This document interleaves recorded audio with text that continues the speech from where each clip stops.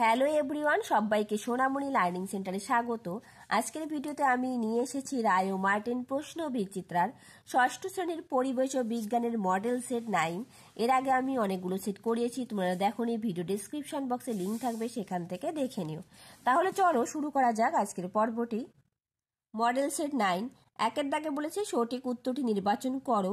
1 number, Lactobacillus হলো এক ধরনের ব্যাকটেরিয়া। সঠিক উত্তরটি হবে অপশন সি।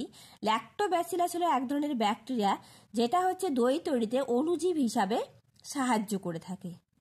পরের প্রশ্ন 2 এর দাগ, চাল ফুটে ভাত হওয়া এটি একমুখী ঘটনা। তার কারণ সেই ভাতটাকে আর চালে পরিণত কখনোই করা যাবে না, যার জন্য চাল ফুটে ভাত হওয়া একমুখী ঘটনা।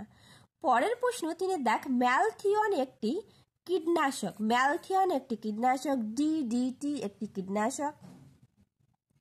পরের প্রশ্ন 4 এর দাগ, পিঁপড়ের মিথজীবী প্রাণী হলো। সঠিক উত্তরটি হবে অপশন সি, জাপ পোকা।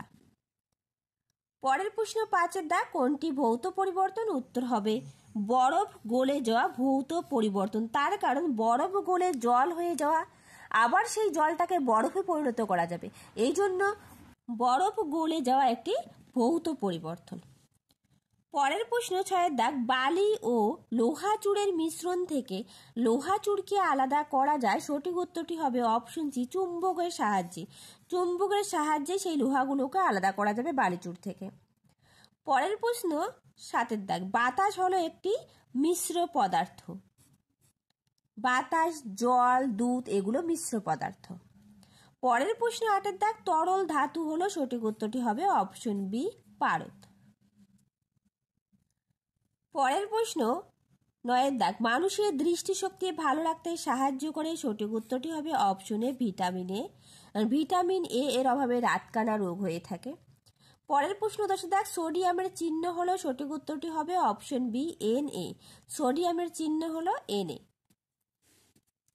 এরপর দেখো 2 এর দাগে শূন্যস্থান পূরণ করো। 1 নম্বর বলছে এরিথ্রোমাইসিন নামক ঔষধ তৈরি হয় ড্যাশ থেকে। উত্তর লিখবে স্ট্রেপ্টোমাইসিস নামক ব্যাকটেরিয়া থেকে এরিথ্রোমাইসিন নামক ঔষধ তৈরি হয়। পরের প্রশ্ন দিয়ে দাগ, হিরে অধাতু হলো তাপের সুপরিবাহী। হিরে অধাতু হলো তাপের কি? সুপরিবাহী, পরীক্ষায় আসতে পারে। এরপর দেখো 3 এর দাগ, বাম স্তম্ভের সঙ্গে ডান স্তম্ভ মিলা। বাম স্তম্ভ ডান স্তম্ভ। 1 এর দাগে বলেছে জল, জলের সংকেত H2O, মিথেনের সংকেত CH4, অ্যামোনিয়াম সংকেত NH3, কুইনাইন ম্যালেরিয়ার ঔষধ তৈরি হয়। আর একবার বলছি, জল H2O, methane CH4, ammonia NH3, quinine ম্যালেরিয়ার ঔষধ। এরপর দেখো 4 এর দাগ, নির্দেশ অনুযায়ী প্রশ্নের উত্তর দাও যে কোনো দুটি। 1 নম্বর বলছে কাঠ পালিশ করার রজন কোন উদ্ভিদ থেকে পায়? উত্তর হবে পাইন উদ্ভিদ থেকে পায়। পরের প্রশ্ন দিয়ে দেখ, বেমানান শব্দটি খুঁজে বের করো। মধু, উল, কাগজ, রেশম। এখানে বেমানান শব্দটি হবে কাগজ। পরের প্রশ্ন 2 এর দাগ, সত্য বা মিথ্যা লেখো। ভূমিকম্প হলো একটি অভিপ্রেত ঘটনা, এটি মিথ্যা। তার কারণ আমি একটু আগেই বললাম, অভিপ্রেত ঘটনা হলো সেই সমস্ত ঘটনা যে ঘটনাগুলির পরিবেশ এবং মানুষের কোনো ক্ষতি করে না, সেগুলো হচ্ছে অভিপ্রেত ঘটনা। এটা আমি আগের ভিডিওতে বলেছিলাম তোমাদের 8 নম্বর সেটে, ঠিক আছে। পরের প্রশ্ন 5 এর দাগ, সংক্ষিপ্ত উত্তর দাও, বিকল্প প্রশ্নগুলি লক্ষণীয়। 1 এর দাগে বলছে ধান খেতে অ্যাজোলা পানা চাষ করা হয় কেন? দেখো উত্তরটা তোমরা এখান থেকে লিখবে। অ্যাজোলা হলো এক ধরনের পানা জাতীয় ফার্ন যার পাতার গহ্বরে নাইট্রোজেন সংবন্ধনকারী ব্যাকটেরিয়া অ্যানাবিনা থাকে। ধান খেতে নাইট্রোজেনের পরিমাণ বাড়ানোর জন্য এই পানা চাষ করা হয় ধান খেতে। তোমরা এখান থেকে উত্তরটা লিখে দিবে। পরের প্রশ্ন 2 এর দাগ, একটি রাসায়নিক সার ও একটি রাসায়নিক কীটনাশকের নাম লেখো। দেখো রাসায়নিক সার ইউরিয়া রাসায়নিক সার, ফসফেট রাসায়নিক সার, সালফার রাসায়নিক সার।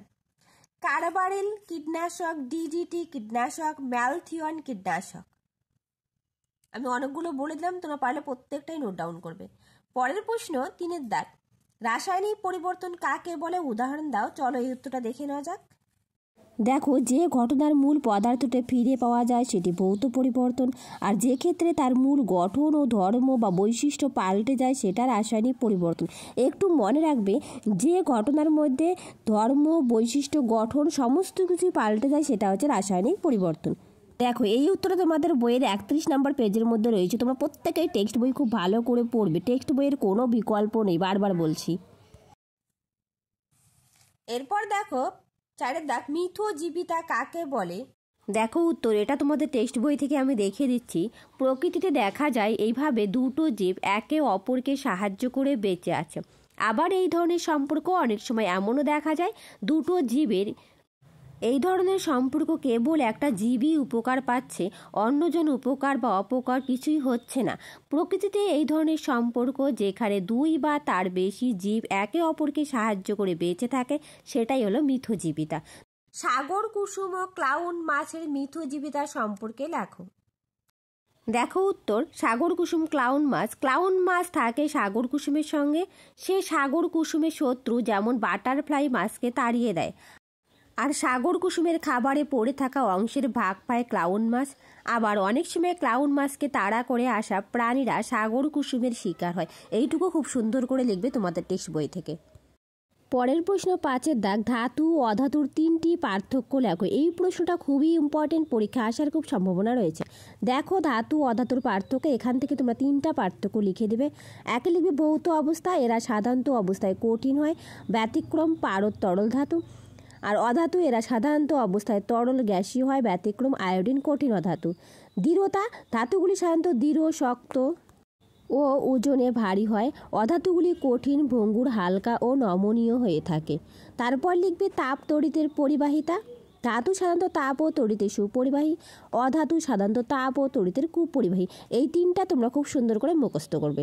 চলো পরের প্রশ্ন। অথবা সংকেত থেকে কি কি জানা যায়? দেখো উত্তর, সংকেতের তাৎপর্য। সংকেতের সাহায্যে মৌলিক বা যৌগিক পদার্থের নাম সংক্ষেপে প্রকাশ করা যায়।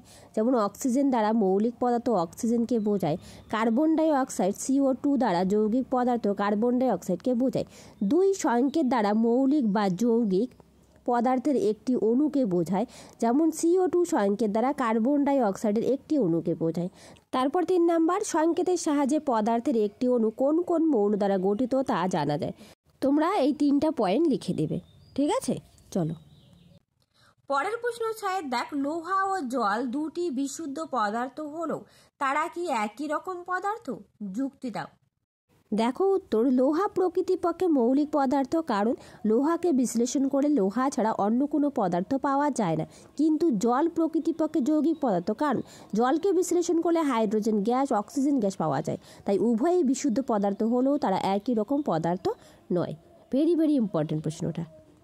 অথবা অক্সিজেন গ্যাসের দুটি ধর্ম লেখো।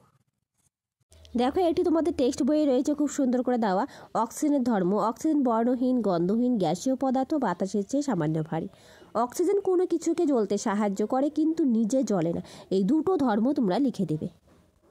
তাহলে আজ রইল এই পর্যন্ত। আবার দেখা হবে নতুন আর একটা ভিডিওতে। যদি তোমাদের ভিডিওটা ভালো লেগে থাকে একটা লাইক, শেয়ার অ্যান্ড কমেন্ট করবে। আর যারা নতুন, প্লিজ চ্যানেল সাবস্ক্রাইব করে পাশে থাকবে। Thank you everyone.